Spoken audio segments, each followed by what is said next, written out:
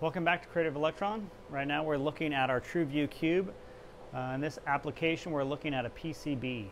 I already have it in the box on our 6x6 inch table. I turn it on and here we can see two components. This is a transistor and it looks like the pad right here is missing. So if we move over to a good one, you can see what a good component looks like versus the damaged one right here. You can also see on this component next to it, you can see some wire bonds. With the TruView Cube, we have an 80 kV system in here with a 33 micron focal spot.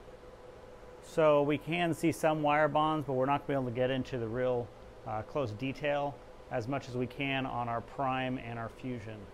The other advantage of the prime and fusion is that we can actually tilt, which will give us a nice oblique view of those wire bonds. So you can actually see the arc that they make, which helps you, gives you another angle to look at them and inspect with them.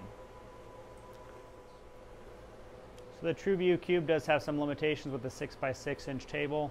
That's the largest PCB that we can get in there and view the whole table. The zoom magnification is also a little bit limited, much greater on our prime and our fusion systems. So you'll be able to see much closer as well as get a larger field of view. But the Cube is a great system for general inspection of a PCB. We do have very quick response camera. We can scan over it pretty easily and get a nice general inspection of these components as well as the solder pads. If you have any questions, please give us a call at 760-752-1192 or visit us at creativeelectron.com. Thank you.